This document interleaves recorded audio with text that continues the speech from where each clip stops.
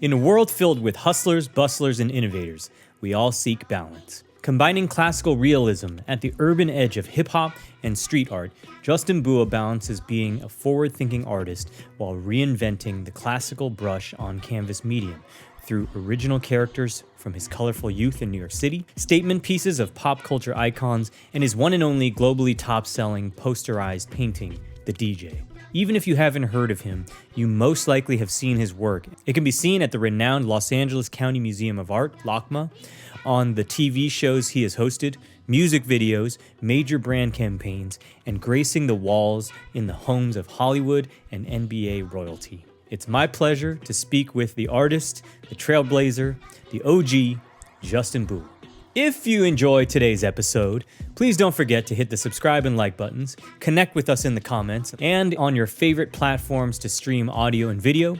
We've also got a Patreon page, links in the description, where you can subscribe to support new creation of content and receive that very exclusive content and merch. You will not regret it. Justin BUA, thank you so much for joining us today. We are honored to have somebody of your caliber join the Upgrade Me podcast. You are somebody who is always doing a ton of things, but I've always noticed you are great at knowing which opportunities to jump at and which ones to pass. How do you know when to hold them and when to fold them? You know, it's an energetic feeling, man. Like sometimes it just feels like I can't overlook this opportunity, even though it's not a money grab. You know, it's just like it just feels spiritually right to do. Like, how can I not do this? But, you know, I've definitely taken some how can I not do this jobs and been like, why did I do that? You know what I'm saying? Like, it's not always, 100%. I don't have spidey sense in terms of picking and choosing the perfect opportunities. Sure. But I have a pretty good sensibility. Also, you know, Dana, it's guys like us, we're OGs. We've been around the game. We know what's you know, what we're not going to do or what we're going to do. Sure. It's just at this stage, I think it's as much experience as it is feeling. I hear you, but I mean, I've known you for, it's coming up on almost 10 years. I can't believe it that I've known you. I think that I was always interested that my mom said something very bittersweet to me many years ago. And she said that when you turn, she said for herself, the years between 40 and 60 were her most productive. She was wise enough to make the right decisions. She was young enough to have the energy to pull it off, and old enough to get the respect of the people that needed to listen and partner with her. When I met you, you were kind of crossing that helm as well and hitting the ultimate stride, but, you know, in the physical realm, in the mental realm, in the business realm, in the parental realm. And so I've always, kind of looked up to you as somebody that had a very clear decision-making process. And that's why I wanted to ask you about that. I mean, I think your mom is wise. You know what I mean? I think that most people, you know, especially as a painter, we don't have a shelf life. You know, if I was a professional basketball player, an MMA fighter, I'd definitely be way past my prime. And if I wasn't retired, I would be a freak of nature, you know. So, you know, you look at the careers of Picasso, Rembrandt, Titian, Raphael, Michelangelo, especially Lucian Freud, the painter and the grandson of Sigmund Freud, and you say, wow, these people have actually gotten better over time. And that's a very weird thing because what I do, you're going to only just get better until your actual physicality is no more. I can't use my hands. I can't really, you know, I have no coordination or something happens to me. I think I'm lucky that I'm in a certain space where I can do that. Now, in terms of the other stuff, yeah, I mean, I would equate it to, like, you know, when Jordan came back for the second time, he wasn't as athletic at all. He didn't have the hops. Right. But he had a basketball IQ that was so high that he was able to read the court and know exactly what to do. That's why he created the fadeaway jumper, which was deadly. And it was just deadly. It was like another weapon in his arsenal. And I think when you get to a certain age, you have to do that. You have to kind of look beyond, like, just using your abilities. You know what I mean? It's like you don't have that anymore. And you can't do the things that you once did too. You know, you can't, like, party all night and, you know, drink and get high and expect the next day you're just going to be having a productive day. It's just not. Body doesn't allow that. You know what I mean? I was out in Austin the other day with David Wolf, and oh, fantastic! Yeah. Man, I was up till like 5 a.m, and I swear to God, I was wrecked for 2 days. Yeah. 2 days. I'm not surprised. It was crazy. I am surprised, however, that he's still able to do that. That's wild. He's wild. Good for him. Good for him. He's way more wild. He lives like that. But absolutely. But I still feel like it takes a toll on everybody, and I think that, you know, your mom says it right. I mean, you're at that age where you have the wisdom and the ability to, you know exactly how to get the respect, how to get it done, and do it wisely. You know what I mean? Because you could do it really. You know, you could be really unwise when you're young. You know, they always say the youth is wasted on the young. Exactly. You know, and you have all the wisdom. You're like, damn. I had mentioned that it was bittersweet because she actually mentioned it to me as I was about to turn 40, but she was already past 60. So it was a bit bittersweet that she had already passed that window, and she was able to kind of impart and look back and say, you know, these are the most productive years that you will have as a human on the earth. And yeah, I think that's true. Unless you're like, you know, Anthony Bourdain, and then like, you know, a little bit into his 60s, he was able to be highly productive. But yeah, sure. Michelangelo was highly productive in his 70s too. Right. There's always those freaks of nature. Yeah. You know, Philip Glass, the film composer, you know, he drove a taxi in New York until he's 45, and then became wildly successful and famous as a composer at around 50. I was just listening to Philip Glass this morning. Crazy, which is crazy. Yeah. And, you know, I would say also Rodney Dangerfield didn't become a famous, successful comedian until he was in his 60s. I'll tell you, life isn't easy. My psychiatrist told me I'm going crazy. I said, if you don't mind, I'd like a second opinion. He said, all right, you're ugly too. That's wild. So there are those people. And once again, Lucian Freud, the painter, right, was way better at 40 and way better at 60 than he was at 40. So there's always the exceptions, but yeah, I think those are pretty much the productive years, 40 to 60. So I got 7 more years. I'm 53. Better get going. And then it's done. No. Then I'm done. Well, then I would like to retire. But not really retire. It really depends. And I want you to unpack that later. I have another question about that, you know, around diets and things like that. But I want to, moving on, I wanted to ask you, you know, the greatest beatboxer of all time, undisputed, Rozelle, called you the 6th pillar of hip hop, along MCing, breakdancing, DJing, graffiti, and beatboxing. What, if any, do you feel are the pillars of hip hop today? Well, definitely not me. I mean, I paint the narratives of the culture, but I wouldn't consider myself a standalone pillar. I would say, you know, well, obviously the most celebrated pillar is MCing. You know, that's it. That's what the world knows. I would say the most uncelebrated is b-boying. That's what the world doesn't know collectively, and they will more when the Olympics comes around and they could finally get into that. There was an Australian dancer that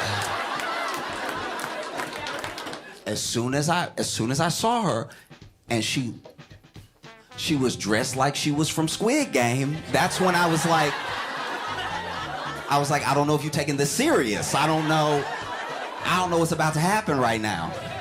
But I think MCing, DJing, b-boying, graph writing, you know, still. But graph writing is such a weird thing because graph writers, you know, and street artists are technically two different things and can be the same. And there's a lot of penumbras to those different genres, which is under the same genre of graffiti. Sure. So it's complicated, it's complex, but I would say those are the pillars. And beatboxing is definitely a pillar, you know, and like b-boying, it's just not really recognized. Right. Sure.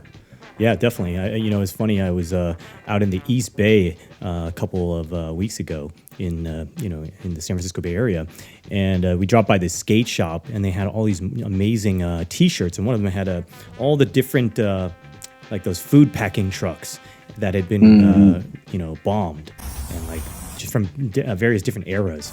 And I was thinking, wow, I never associated, you know, the kind of like punk rock and skater culture with graph as well. So that's why I was curious to see if you still feel that those pillars are still relevant today, because I love Kendrick Lamar and I love a few of today's MCs.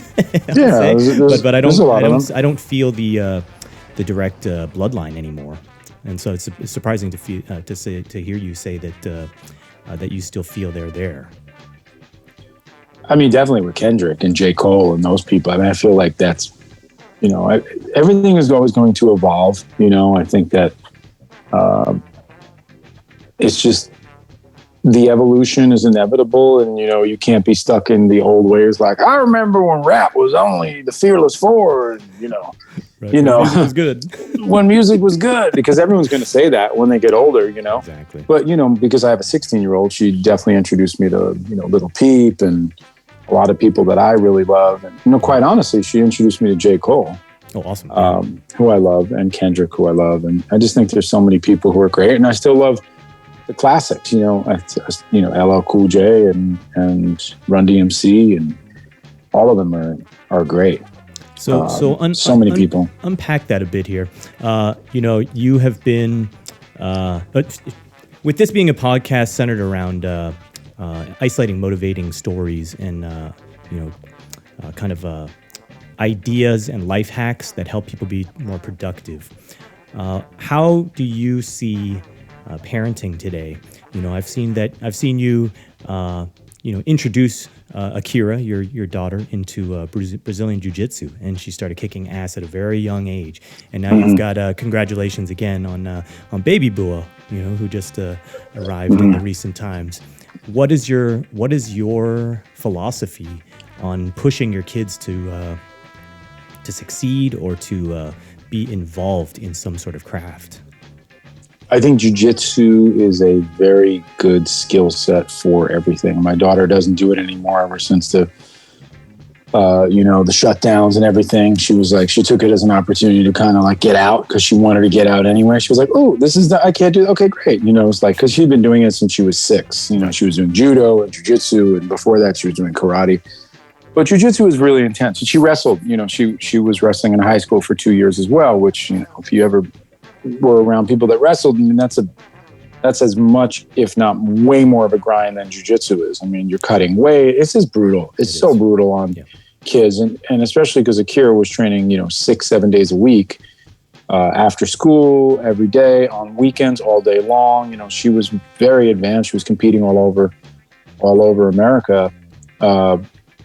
It just gives you a certain grind and grit that you could apply to every part of your life, because jiu-jitsu is very cerebral. It's very chess. Yep. And it is physical, but it's also very much like chess. And it gives you the skills to never quit, never give up, and to understand how to kill shit.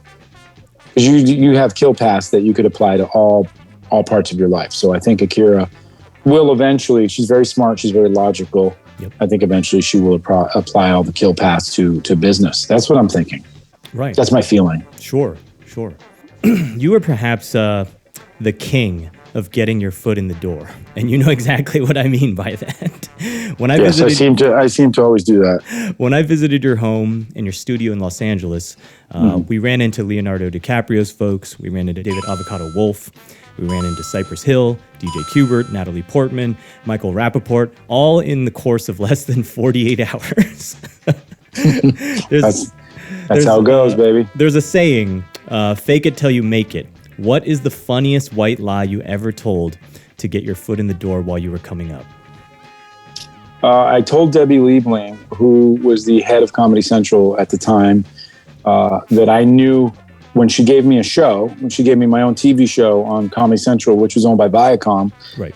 I told her after she took me to meet Trey and Matt, who did South Park, sure. And Anna, their producer. Yep. And they were like, oh yeah, we'll do everything here, we'll share studios.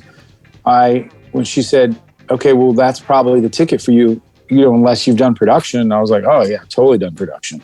She was like, well, what? I was like, yeah, I know how to do this. She was like, you can deliver a series. I was like, absolutely, I could deliver an animated series. It's not a problem.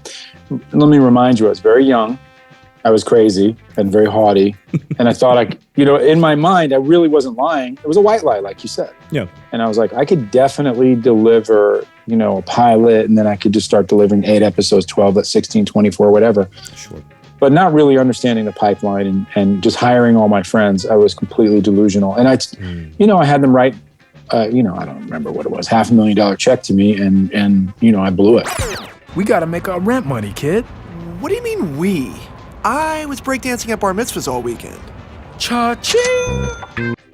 I totally blew it. And, I was just completely out of my mind. And I had a great opportunity. I was getting, my contract was like 50% merch, and it was like ridiculous, but I totally lied because I was so arrogant that I couldn't believe anybody else could do my work, because my work was much more realistic and painterly, obvious than South Park. South Park was very, it was hyper simple and hyper stylized. Exactly. Very. And so I was like, why would I use them just because they could deliver it when I could deliver something that's never been seen before, not knowing no one cares about art.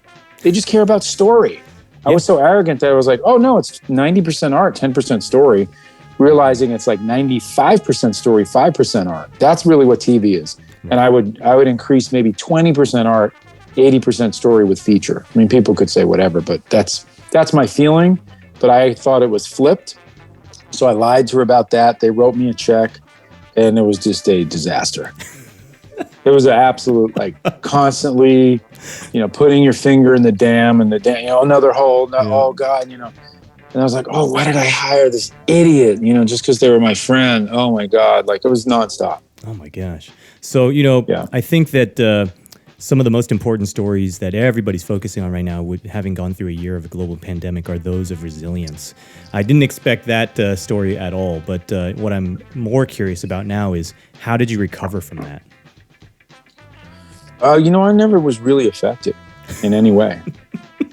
No, I'm not. I never was afraid. I never got any kind of, never stopped me from working, never stopped me from meeting clients, never stopped me from, maybe it stopped other people. So by default, there was less connectivity, but I never really stopped grinding. I never stopped working. I never stopped hustling. I never stopped. You were saying it didn't stop you, and that is something that is probably very unique in your DNA, and that's what I'm trying to isolate in this series.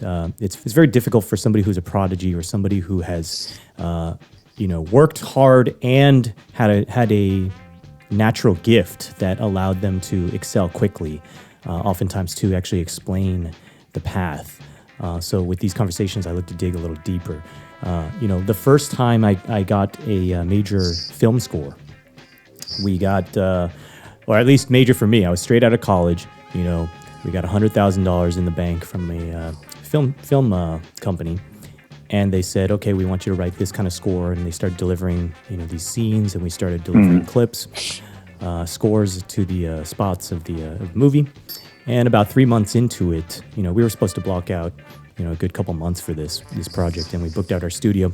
A couple months into it, the head of the film company, film house, called us and said, hey, our company's going out of business, and so we can't continue to do this project with you.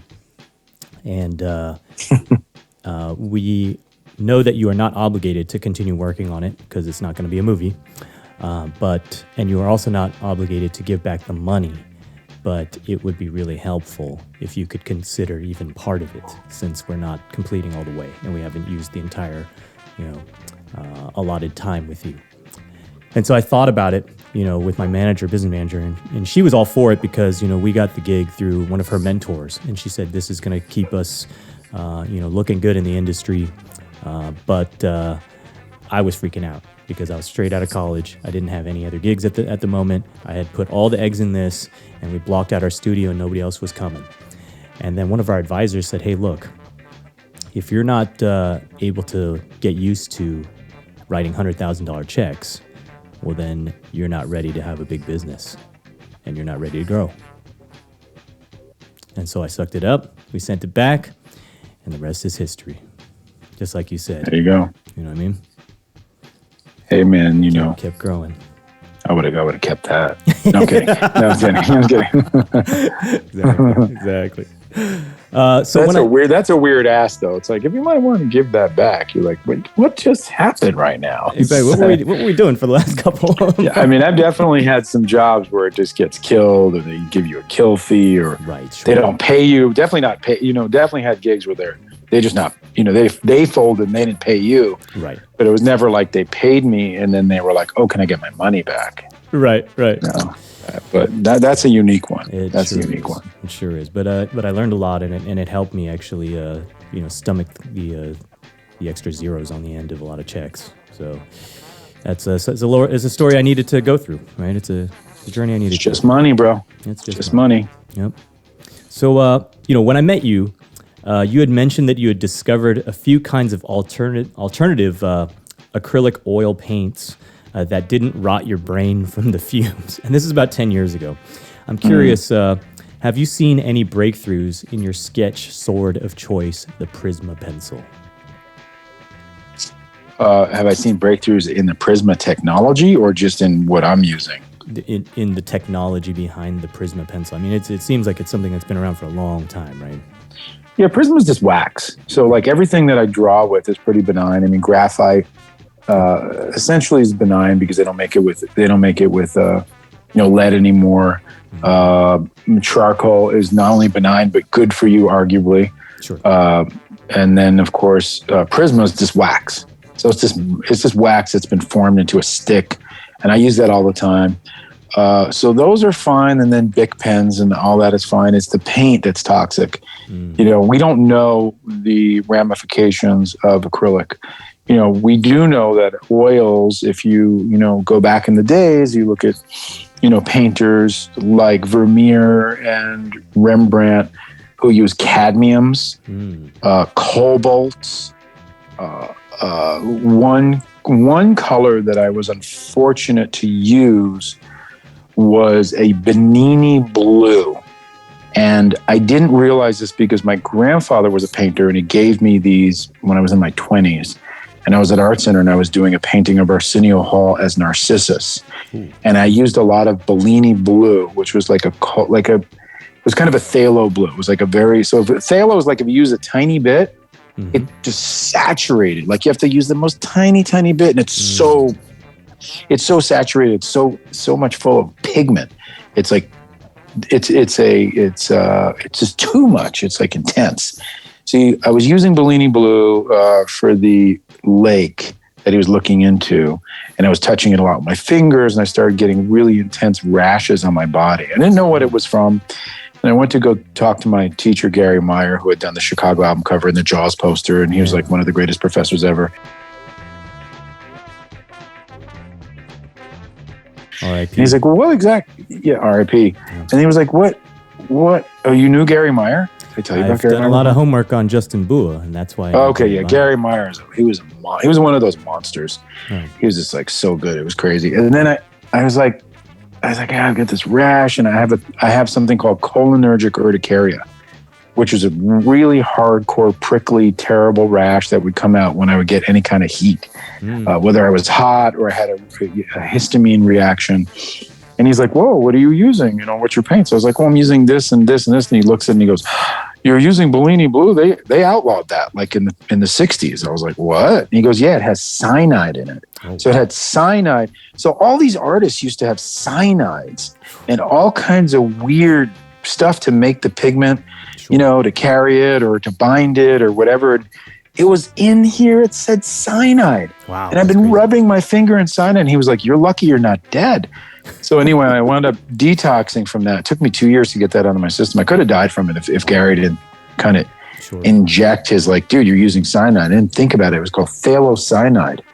And that's what they used to use. So now with acrylics, which I paint in primarily, at the end of the day, they're plastics. Right. So even though they're not water soluble, in other words, like with oils, if you're painting in oils, you get it on your skin, then you get turpentine in your skin, it goes right into your blood.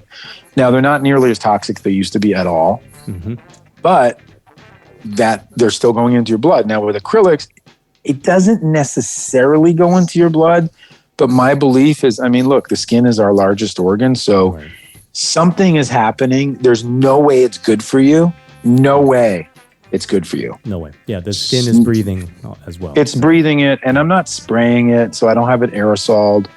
You know, I'm not putting it in my mouth. I mean, I've done that before where I'm like mixing and I'm thinking, or I put it in my coffee and I drink the coffee. I'm like, oh my God. You know, so it's not, but it's not benign. It's no way it's benign. So I just try to stay as careful as I can.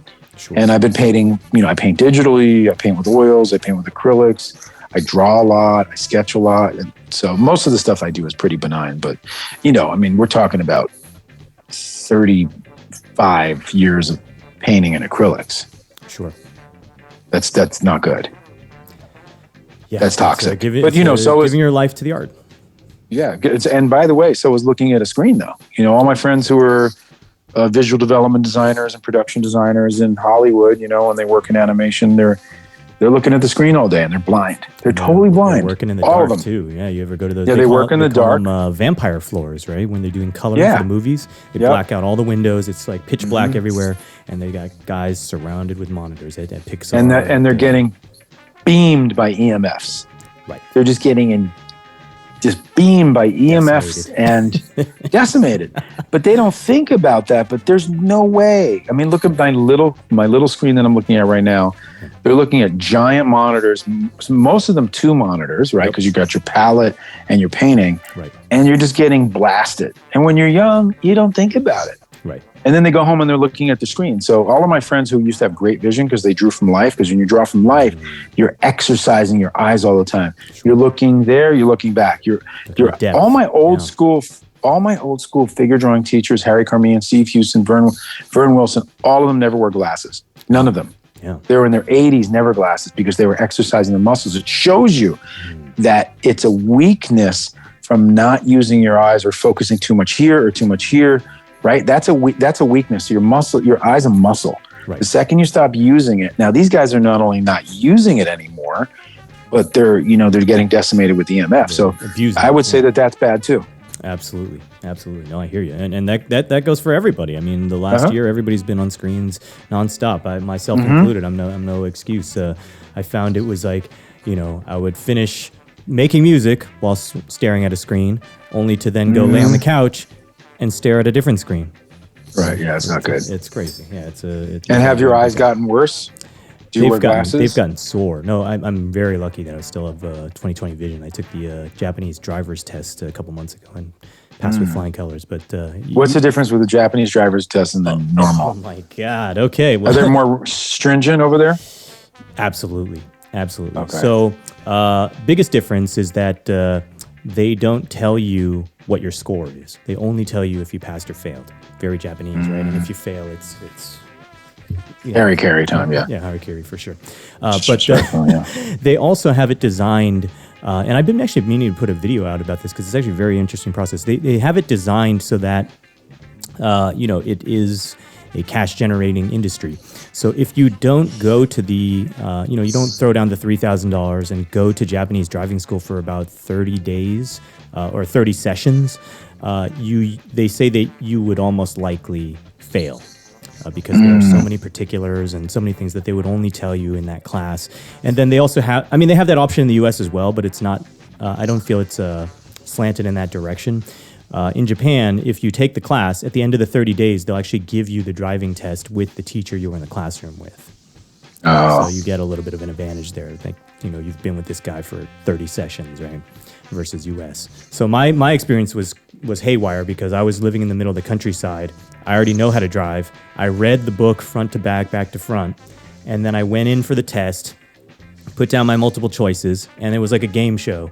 The guy was like, okay, today, you, Dana Leong, on your written test, you've passed. It's so Japanese. It is. You're and like, then, this is really weird. And then second stage, he's like, go outside and get in the model car, right? The driving car, the course car, and you drive on an obstacle course. And it's like a miniature city. They've got railroad tracks with little dividers that come down. They've got, fake pedestrians and animatronics, the whole nine, right? And I don't know That's if you remember. crazy. Do you remember the Brady Bunch episode where Marcia and Greg tried to drive to try to prove whether men or women were better at driving? And then they got in the car and they put an egg on a cone and they tried to see who could get closer to the egg on the cone. Oh yeah. And Marcia beats Greg. Spoiler alert. Marcia beats Greg. Yeah. Right. But so there's all sorts Marcia. Jesus. Marcia, yeah, Jan and Cindy, yeah, all these guys. So basically, they have this obstacle course, right? And I get out there, and the guy told me, "Hey, you're a foreigner, and you're not completely fluent in Japanese, so you should tell the lady that you're not fluent in Japanese. Have her get in the car, drive around the obstacle course one time, and then switch places, and you mimic her, and that will be your test." And I was like, "Oh, that's great. That's way easier than trying to understand a full, a whole paragraph of instructions in Japanese and drive through an obstacle course while doing it. It's like jumping on one foot and patting your head from the stomach." Yeah, that's so crazy. I get out there and there's this middle-aged woman in a gray military suit, and she's like, "Good morning," in Japanese. I was like, "Oh, hey, nice to see you. Thanks for coming so early," because it was 7 a.m. and obviously nobody was happy at 7 a.m. wearing a military suit. So I get in the car. And I'm like, I was told by your colleague that we could switch places. You could drive one time around the lap, and then we could switch. And she's simply, and Japanese people in the society, it's almost not allowed to say no. You always have to find a different way to say, let me think about that. Let me get back to you. Yeah. There's like 30 ways to say in Japanese, right? So she did not hesitate at all. She said, "No, you drive." So, Whoa. Oh, shit. So she Oh, said, no. "Pull out this way, pull out left, go right, stop at the stoplight." And this is all fake stuff, right? It's an obstacle course. And That sounds like a nightmare. we pull up, and it's 7 a.m. It's like sun up, right? And we pull up to the fake railroad track. It goes down, and when the garter comes back up, beep, beep, beep, beep, beep, she's like, "All right, take a right." And I turn to her, and I'm like, "Man, we are so lucky." In Japanese, mind you. So we are so lucky there's no traffic today. Did she get annoyed, or was she like? She cracked. From that Okay, point that's good. on, That's good. It was on. Oh, that's good. Oh my god. And you said that to her in Japanese? I did. Oh wow. I was like, That's wow, crazy. we are so fortunate today. Not a single person in traffic. on a closed obstacle course. Jesus. And that's how I got my license. Yeah. That's a lot harder. It is a lot harder. It's crazy. Yeah. So check this out. All maxims and stereotypes are based in truth. You are what you eat. Money can't buy happiness, etc., etc. You've been vegan for a huge portion of your life and a huge connector with the plant-based health community. That said, what are you, Justin BUA? I'm an unhealthy vegan.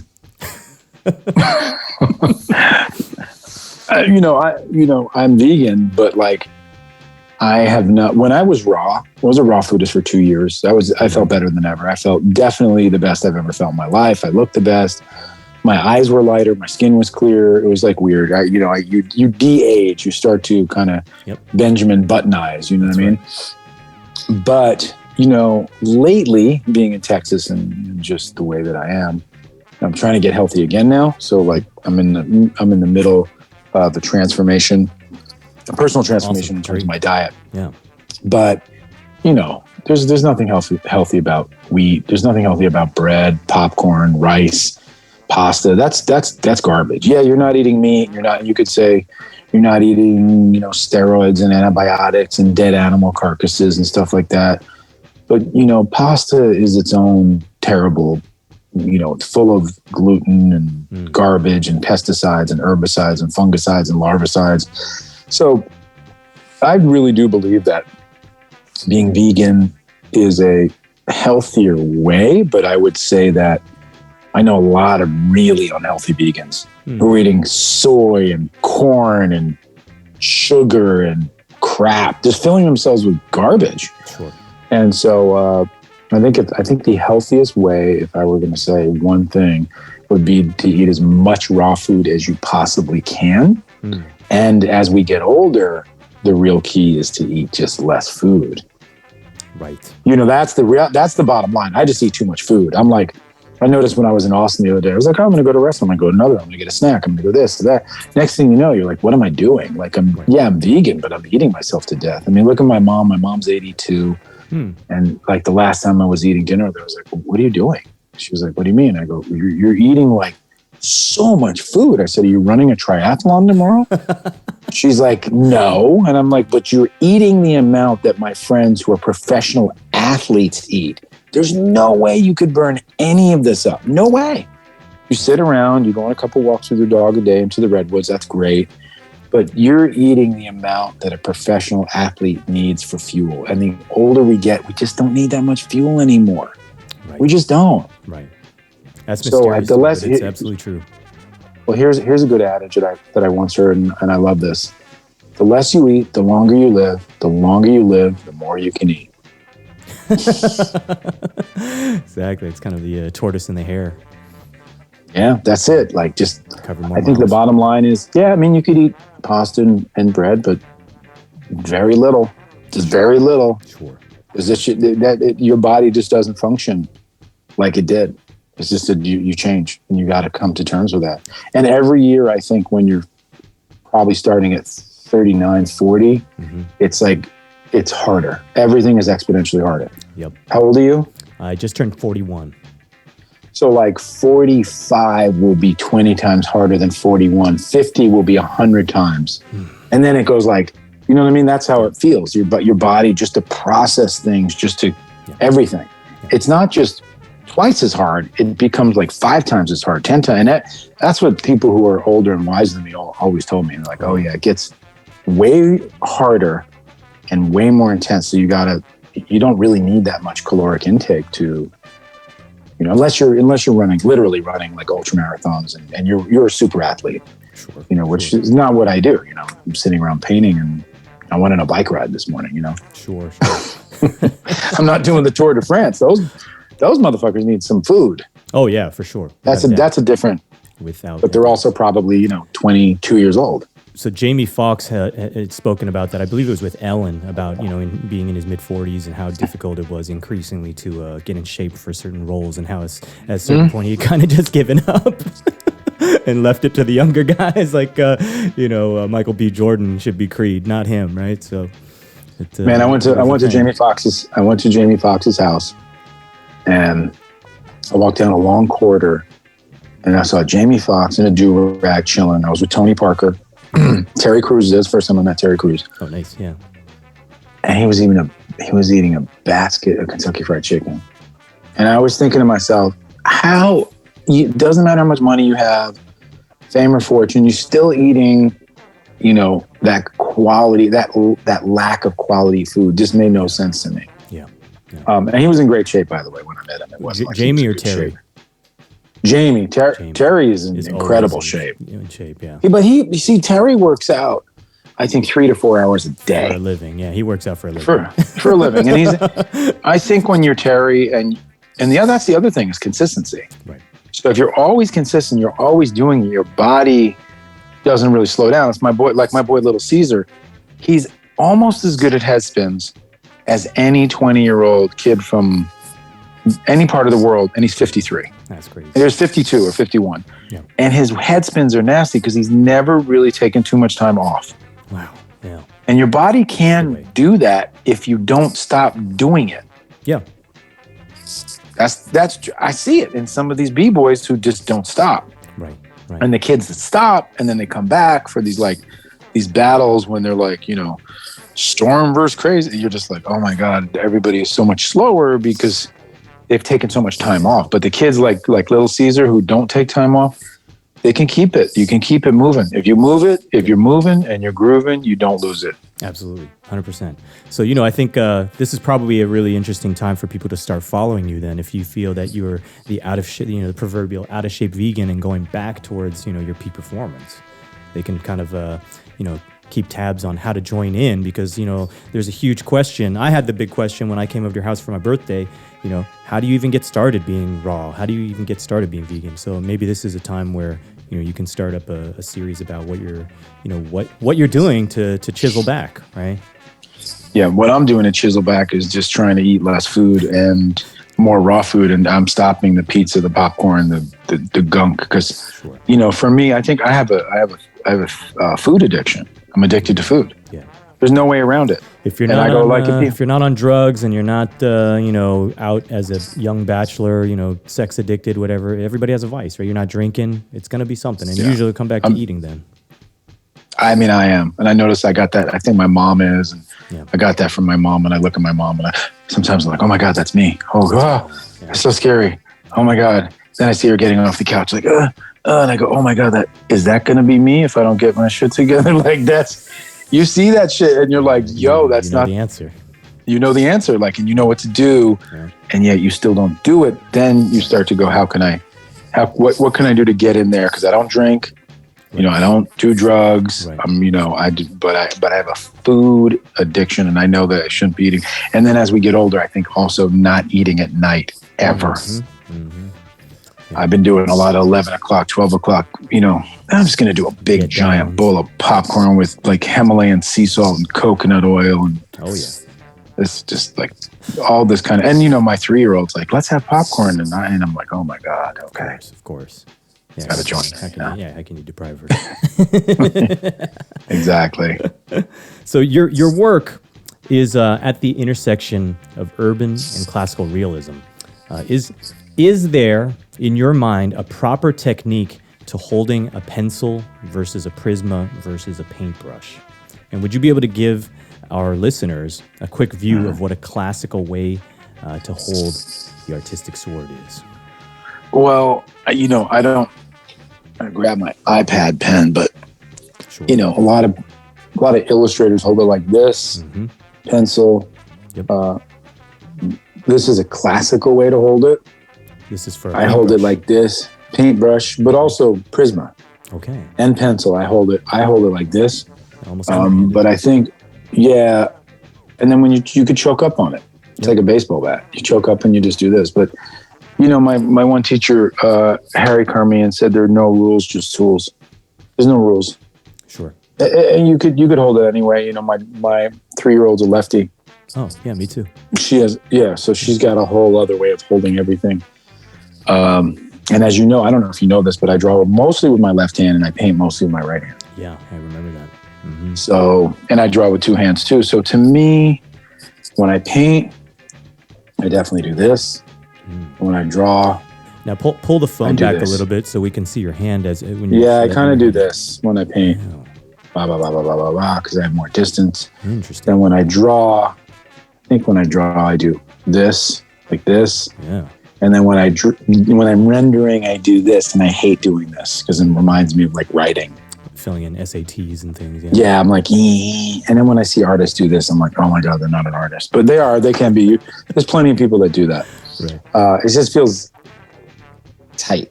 Very restrictive. Yeah, like I got to get that. Maybe if I'm rendering an eye and I'm hitting a highlight in the eye, it just feels like I can't do that anymore. I don't have the capacity to like render anymore. Yeah. Exactly. I don't have the brain capacity. I see the younger kids do, but I don't do that. I just paint loose. I just can't do it. Exactly. Hang loose. I'm lazy. I like that. It's a whole new style then. With your avid courage to cross into new territories in your life, have you considered to follow your teacher, the late great Gary Mayer, into the realms of abstract sculptures as well? No, but I am doing sculptures, and they are sculptures. So I'm living in the 3D world, but they're not abstract. So I'm doing the MC, the B-boy, the DJ, and the graph writer with Sideshow Collectibles, and they do Marvel, DC, and Star Wars. They're huge. They're amazing. They're the gold standard of the statue world. I love them. And I'm coming out with statues, I think, in November. Wow. So December. How big will they be? I think they're going to be 14 inches.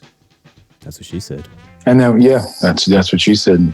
That was just maybe too big, but she said, but then they also could be a second size for like, a more specialized more like demo. Figure size. No, even a bigger size for another kind of collectible. Yeah, for another collectible collector.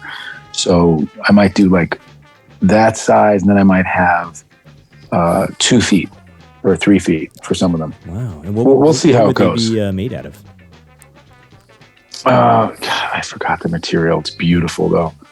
I've seen prototypes. I was there for the whole process. It was a lot of work. I mean, this has been going on for 2 years. Yeah. So now, because of all the shipping nonsense, we're everything is back. It was supposed to come out months ago, and now everything got backed up. So Yeah.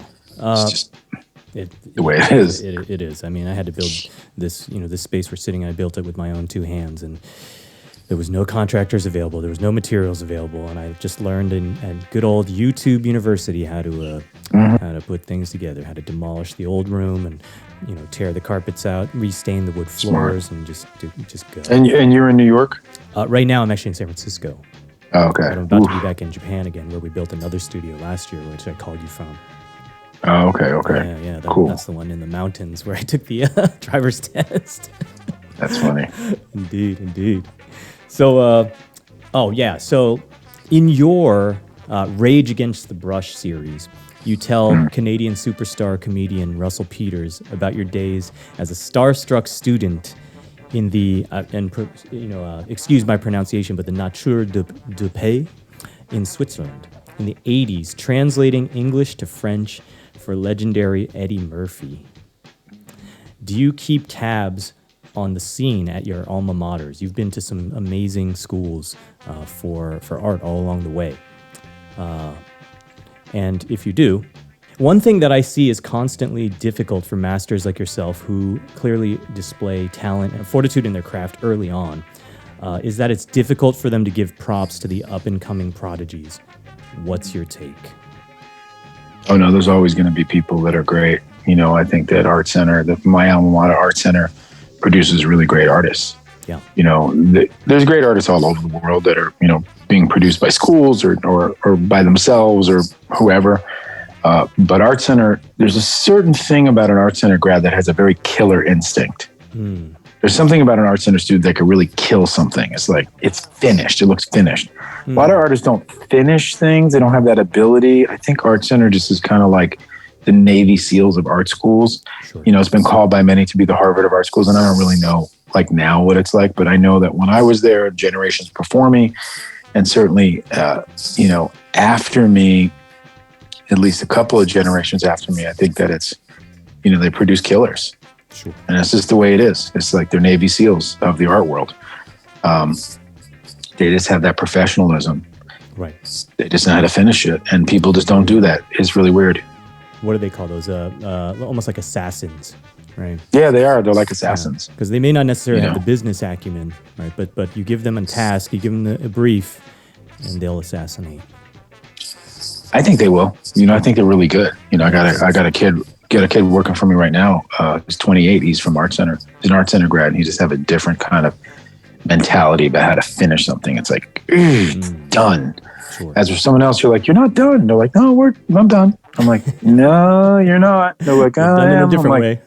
Okay, yeah, you're fired. You're done. Got some bad news for you. You're fucking done, son. It's over. It's like, that's just the way it is. But I take that Art Center energy into everything I do. Everything I do is going to be excellent, superb, so full of action. It should be a verb. Well, the apparel collection that I'm launching on Tuesday with LL Cool J. Right. We're doing the collab with Rock the Bells, and everything looks finished. It looks beautiful. Even the clothing, the fabric is French terry.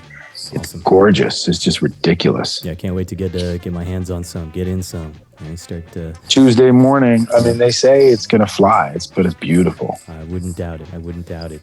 So, something that's unique about you as an artist is that you're also one of the most fluent and eloquent speakers. What was your process of developing your speaking and stage presence? I think I had to be an able, articulate dialectician to survive my neighborhood. It's like you had to talk your way out of shit. You know what I'm saying? It was really survival. Sure. If you weren't funny, talented, I was a b-boy, I was a graph writer, but you also had to kind of be funny and clever. If you weren't clever, you were just going to have a hard time. You're just going to have a hard time because you were just going to get into a snap fight every day. Right. You go walk into class and it's like, yo, look at you, man. Look at your shoes. And you're like, oh, here we go. You just know it's going to be like 20 guys and you're just already in a battle, a snap battle you don't want to be in. So your mind has to be working. Absolutely. And then the people who didn't do that, they just got destroyed. And you could say sticks and stones don't hurt your bones, but it does. And I definitely think I could see, I could see how that has fueled your stage presence, right? You're quick-witted. You've got a good sense of humor. You got a lot of comedians around you in your circles as well. But in terms of the actual process of preparing for public speech, whether it's a public speaking engagement, it's a gallery preview, it's a TV show with a script that you've got to write and learn, or it's a professorial tenure for 10 years at USC. I mean, what did it look like, and what does it look like when you go into the prep room and get ready to get on a stage and speak for people? I'm just so used to it, man. I've done TV, I've done film. I hosted my Street Art Throwdown 12 episodes, did that. I've done so many things that, like, for me, it just feels like the more I could just feel natural. Yeah. Like, I always felt better, like, when they're like, oh, look at the teleprompter. It's like, I went to teleprompter school. I learned how to read the teleprompter. I had in Street Art Throwdown, I had an earpiece in. Yeah. You gotta turn your head so that it doesn't look like you're reading, right? Exactly. Like the weatherman. Yeah, you got to read your teleprompter. You got to know how to do it naturally. You got to be, and then I had the earpiece in, and I've done cue card. I've done everything. I've done cue cards, teleprompter, and to me, it just doesn't feel right. I just like to just feel like I'm just being, so like, that's why I like my podcast. I have a podcast with Lizzie Dasson, Art Attack. Absolutely. Because I'm just talking. And I just feel like I could just be me, and I could just be real, and I could be authentic. And when I'm able to on TV just to say, hey, can we just trash that? And just kind of give me an idea of what we're doing and what you need. What do you want to hit? Right. I'll get there. Yep. But don't write the shit for me because it's corny. It's so corny. Sure. It's so staged and stale. And I'm not an actor, so I don't need to do that. Like, I'm just being, I'm playing me. So if I'm playing me, just let me be me. You know what I'm saying? I'm not like playing, I'm not like Leonardo DiCaprio and I have to do some crazy, historical character. Sure. I'm just me. So you just let me be me, and that's when I just feel like that's when I'm really at my best. Absolutely. You and I share the idea that there is a fine line between genius and absolute crap. Without mentioning any of those contentious pieces or artists, instead, talk about the first time that a piece of visual art took your breath away. There's so many times that happened to me. There's been times where I've seen a Norman Rockwell. I remember seeing a Norman Rockwell when I was a kid, like, oh, okay, I'm never going to paint again. That feeling where you're like, that's not attainable. That's kind of how a Rockwell. That's never gonna happen. I should probably get into like acting, or I don't know. Like, that's hard. Everything's hard, right? But like, sometimes I have seen paintings like The Raft of Medusa by Géricault, and you go like, oh, yeah. Then there's that, which is kind of here, and you're like, I'm never gonna get there, but in my way, I could do what perhaps could be an equivalent to what there is for me. Right. Because, Géricault didn't have an iPhone and Instagram and Netflix, and I don't know if he had kids, who knows? And who knows what kind of dad he was if he did. Point is, there's people in art history, in the canon of art history, who have done things that are so powerful and impactful and just technically with such virtuosity that it feels unattainable. Yeah. Michelangelo's statues all feel that way. All of them. Yeah. Every one of them. Verrocchio statues, I would say, the Géricault Raft of Medusa, Rockwell, Leyendecker. There's so many people. There's so many paintings. And then there's people that feel like, oh, wow, that's attainable. Like, you look at a Van Gogh and you go, wow, that's really genius. But it's not like this virtuosity that you see, that you see when you see like a Peter Paul Rubens, or or even Picasso. You're like, oh wow, that's attainable. Picasso's attainable. Right. You're like, wow, but there's something otherworldly about Picasso that I love. There's something deeply spiritual. Guernica might not be attainable. That's kind of like the perfect collage to me. There's certain pieces by certain artists that don't feel attainable. But yeah, I feel like you get the artists that take your breath away. Yeah. Like Raft of Medusa by Géricault.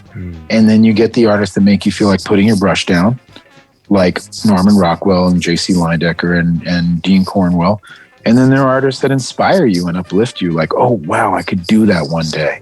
Yeah. You know, I could be that, like Grant Wood. I don't know why I said Grant Wood, but I just feel like, you know, Millet, Jean-François Millet, he makes me feel that way.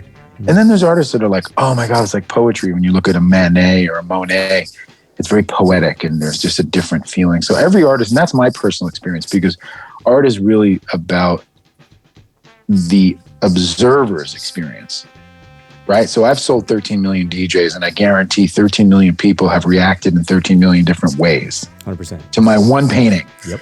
And I've been, like, when I had a show at the LA County, I've stood behind people looking at my DJ, and I said, oh, what BUA meant was, and they're not knowing who, you know, that I'm there. What BUA meant was da da da da da. And I go, oh, I didn't even think of that. That's good. Maybe I didn't mean that. I'm not that smart.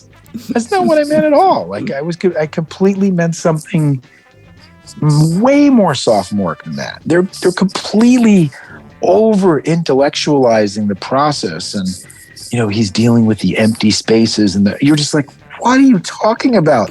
That's so good. That's what I should have said. You know, that's how it feels. There's many paintings that brought me to tears. Wow. But it's usually because like more out of an envy. Like, there's definitely the paintings that bring me to tears because of the humanity and the poetry. But then there's, as an artist, there's the tears of envy. Like, oh my God, I'm never gonna be that good. My life is useless. Like, that's Chappelle. I mean, remember when Chappelle said that about bringing his son to see Kevin Hart? He said, my son was bugging me forever. He wanted me to take him to see Kevin Hart. And I didn't want to go see that shit. And all of a sudden, you know, he was slick about it. He said, Dad, can I borrow $250? He said, oh, sure. What is it for? He said, I want to take you to Kevin Hart. And so I took him to the arena. And we sat in the front row. And the lights went down. And it was jam-packed. So many people. It was sold out at the arena. And Kevin came on, and he was hilarious. My son was sitting there like, laughing harder than he'd ever laughed in his life. And he looked at me and was like, Dad, how come you don't tell jokes like that? And Kevin was so amazing. I was so furious. Yeah. Yeah. That's funny. It's true. Like, sometimes I just say, like, I look at Degas. Edgar Degas is a good example because he's both a great draftsman because he studied with Jean-Dominique Ang was his teacher, and Jacques-Louis David was his teacher, who was a neoclassicist. Right. And his lineage was very pure and academic. But yet, he was brought over to the Impressionists, and he became an Impressionist. So he had this academic, crazy skill set, this beautiful sense of composition and color, and he was just beyond imagination good. And that kind of good, that doesn't happen. It doesn't happen. It doesn't happen unless you are Degas. Right. Yeah, it's like the perfect storm. It's like you were trained academically from a little kid, but then you got into this world of the Manet, the Monet, the Bonnard, the Vuillards, the Van Goghs, the Gauguins, the Mary Cassatt, and that world influenced you. But you were the king of academia. But you weren't corny. Sure.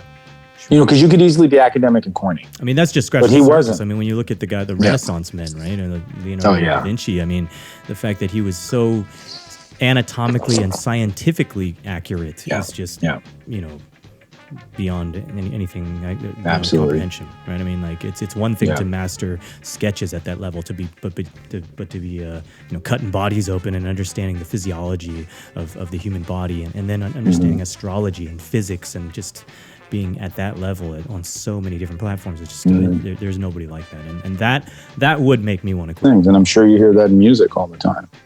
Yes, there are a few times. Well, it's different in music. I think that because music is inherently such a social sport, I think there are moments where it's almost like a track race where you're like, okay, I'm doing pretty good, and here's this guy coming next to me. Oh, the guy passed me. Oh, okay, I might be able to catch him. It was the analogy you gave with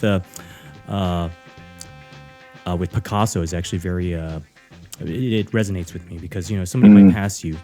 For example, all right, I'll tell you an exact, like, real case scenario story. When I was in college, I just finished, and I was starting to play around New York City. I was super stoked the first time I sold out the small club in the West Village called the Blue Note. And then a few weeks later, a young guy who was freshly signed to Warner Brothers. He hired a bunch of my buddies from college, and he sold out the Blue Note. And I went to go see him, and his name was Michael Bublé. Ooh. And I went backstage, and I was like, congratulations. I just sold out a couple weeks ago. Glad to see you do the same. And I felt, hey, Michael kept going. And they found the missing piece of the equation, that Frank Sinatra had never toured in Italy and he had never toured in Australia. And they put Michael in both of those regions and did amazing. Smart. Amazing. Damn. It's always about filling the gap, man. Yep. And so eventually he started selling out arenas. And I was like, well, I've played a couple arenas in my day as well. Right? And I was like, okay, I'm still in this track race. But when I read the article that he did a cameo in Spider-Man 15 or whatever it was for $50 million, I was like, okay, I'm not in this race anymore. It's okay, though. Because you don't know what's going to happen when you're dead. You know, that's the reality. Sure. You know what I mean? And that's the same with me. It's like, my DJ painting has sold 13 million copies and I haven't sold it. Right. And who knows? Maybe it'll go for, $1 billion when I'm dead. Maybe not in my lifetime. Right. Maybe you won't get look at Van Gogh. He couldn't sell a box of paintings in his life. Or for like $12, he sold like 6 paintings or something crazy. It was like, dude, you can't get a Van Gogh for less than 250 million. He was the original, some of them, like the original street artist. Yeah, I mean, honestly, Starry Night is probably worth more than Manhattan. Yeah, probably. You got to think about that. Like, it's actually priceless. So it's all relative, man. Absolutely. Well, Justin BUA, it's been a pleasure and an honor as always to call you a brother and a friend. You're always my brother. You're always improving yourself. You're always reaching, and you're always delivering excellent products and excellent works of art. We treasure having you in this world. And thanks for sharing your inspiring story. To be continued. Thank you, my brother. Love you, man. Love you too. Peace. Peace. When's this coming out, D?